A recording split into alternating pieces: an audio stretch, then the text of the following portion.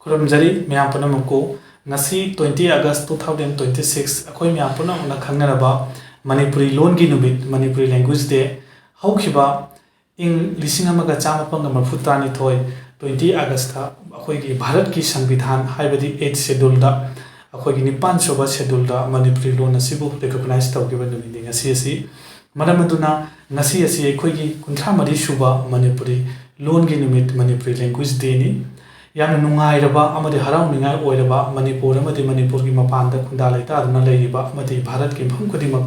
Malay Hunkudi Makta, Manipuri Lona, Amadi Meti, Lona Mamaran Oiriba, Jati Community Kunamakna, Nasigi Luminasi, Manipuri Language, the had no observation Toduna, Yana Harau Banamini.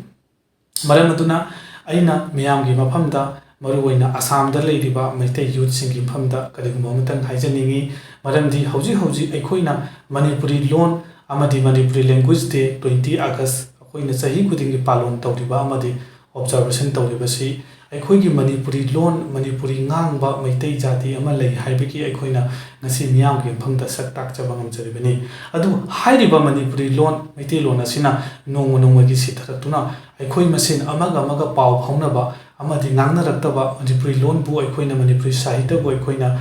Tawai Pidatragadi, Haidiba Manipuri Language Day, Amadi, Manipuri Longi Numit Asi, Observation, Amadi, Manipuri Longi Numit Haina, Aquina Pangto Pasigi Artarea Kidra.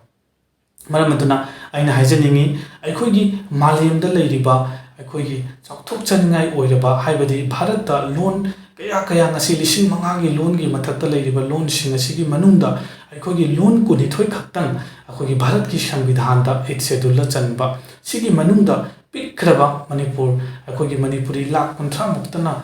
Kunda, Aquigi Nangiba, Aquigi Manipuri population, Shimaxiba, Aquina, Aquigi 8 schedule Chanduna, Manipuri Lon Busa Kambi Bibse, Aquigi South of Chaningani. Manamaduna, Manipuri Yama Oina, Maite Yama Oina, Manipuri Lona Nangiba, Aquikuna, Aquigi Lonbu, Sangvidanda Chanba, Amadi Loina Loinana, Asamki, Associated Official Language Sama Oina, Sakana Masakambi, Aquigi Lona Sibu, Awang Batakta, Aqui the recognized Pangvase, Aquigi Zama Leva Pavani. Manamaduna Aquigi Paipu, Hokraba Alaman Sina, Aquigi Kongjam Kaya, Sansinduna, Sarah Henry Kongjam Kaya, Amadi Delhi, the Chatuna, Assam Tripura, Amadi, Northeast Kim Pam Kudimak the Chatuna, Aquigi Luna Sibu, Bharat Ki Sangvidangi, Etsedula Chanabagi the Makto, Honazamantuki, Nasima Heli, Queen Salibase. Adu Nasidi Gedore, Aquigi Nasigi Miron Singi, Daha Sing, a youth singer, Mam passing the Manipuri Lonasi. No Monomagi Tawai Bidataba Amadi, Manipuri Lon Tambina Bagi Tabiki,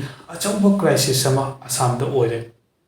In Hajanin Badi, Aquigi Bharat Ki Sangvidhanda, 8 schedule the Amadi, Bharat Ki Parliamenta, Aquigi Mangba Yaraba, Amadi, Aquina Indiagi Oina, Quaiki Chowraba, UPSC Highway exam, the optional language Oina, Aquigi Manipuri Lon Taba Yaraba, Assamgi. Aquigi Associate Official Language Singi Manunda, Manipuri Shu Lon to Ama Oiba, Asuk Chowraba, Asuk Chocolaba Lon Nasi Boyquina, Karigi Malam Nasi, Aquina Nana Nindaba, Aqui Masin, Amaga Pau Honaba, social media, Aquigi WhatsApp Natsimba, Aqui social apps and Aqui imitation announcing Naha, youths in Maruina, Aqui Masin, Amaga Pau Honara Pamatam, the Manipuri Lon Nantaba, Atupa Lon Sin and Nanarapa, Aduga Manipuri Lon Nangbasin Buddha, Natragan Atupa, Ingrezi Natsimba, Tupa Lon Nangbasin, Subuna Lightly Suhaibani Haina, Awang Batak the Loba, Masi, Aquina. Munna Jentalugadi, Lai Haiba, Amati Lon Kambasi, Lon Kambaga Haibaga, Yamna Kenny Hajaning. Manamaduna Equina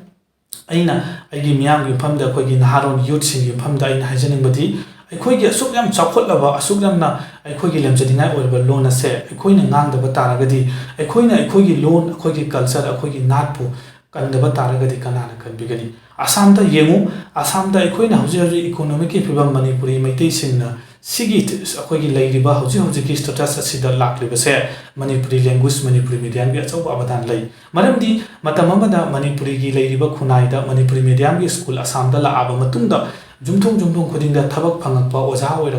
Amadi Asubum Laba Manipuri medium, Satros in Tamapa, Manipuri medium school singling Kalapadi, Manipuri, Aquagi economic cell Tungi Pibamasi, Equator Nasi, Jobagi, Aquina doctor, engineer, IS, UPSC, Tava Pangiba. Oibangam Jare, Manipuri Longi, Achuraba Assam, the Hoy Abadan Lay. ꯃꯁꯤ ꯑꯩꯈꯣꯏꯅ ꯀꯥꯎꯐꯗꯦ ꯍꯥꯏꯖꯅꯤꯡꯏ ꯑꯩꯈꯣꯏꯒꯤ ꯏꯄꯥ ꯏꯄꯨꯁꯤꯡꯅ ꯍꯣꯠꯅꯖꯔꯝꯕ ꯏꯄꯥ ꯏꯄꯨꯁꯤꯡꯅ ꯄꯩꯁꯟꯗꯨꯅ ꯊꯝꯕꯤꯔꯝꯕ ꯂꯟ ꯊꯨꯝ ꯑꯁꯦ ꯉꯁꯤ ꯃꯆꯥ ꯑꯣꯏꯕ ꯑꯩꯈꯣꯏꯅ ꯅꯣꯡꯃ ꯅꯣꯡꯃꯒꯤ ꯀꯥꯎꯊꯣꯛꯇꯨꯅ ꯑꯩꯈꯣꯏꯅ ꯅꯥꯊꯩꯔꯒ ꯊꯝꯕꯁꯦ ꯃꯁꯤ ꯇꯨꯡꯗ ꯑꯩꯈꯣꯏꯒꯤ ꯄꯨꯟꯁꯤꯗ ꯌꯥꯝꯅ ꯑꯀꯥꯏꯕ ꯑꯣꯏꯔꯛꯀꯅꯤ ꯍꯣꯏ ꯌꯨꯅꯦꯁꯀꯣꯅ ꯃꯥꯂꯦꯝ ꯁꯤꯟꯕ ꯊꯨꯡꯅ ꯑꯩꯈꯣꯏꯒꯤ ꯂꯣꯟ ꯅꯣꯡꯃ ꯅꯣꯡꯃꯒꯤ ꯁꯤꯊꯔꯛꯄꯁꯤꯡꯒꯤ ꯃꯅꯨꯡꯗ ꯃꯅꯤꯄꯨꯔꯤ ꯂꯣꯟꯁꯨ ꯋꯥꯔꯅꯤꯡ ꯂꯩꯔꯕ ꯑꯗꯨꯒꯨꯝꯂꯕ ꯆꯍꯤ ꯈꯔꯒꯤ ꯑꯃꯗꯤ ꯆꯍꯤ ꯀꯌꯥꯒꯤ ꯃꯇꯨꯡꯗ ꯁꯤꯕ ꯌꯥꯏ ꯍꯥꯏꯕꯒꯤ ꯊꯥꯖꯕ ꯂꯩꯔꯕ ꯃꯥꯡꯈꯤꯕ ꯌꯥꯏ ꯍꯥꯏꯕꯒꯤ ꯊꯥꯖꯕ ꯂꯩꯕꯁꯤꯡꯁꯦ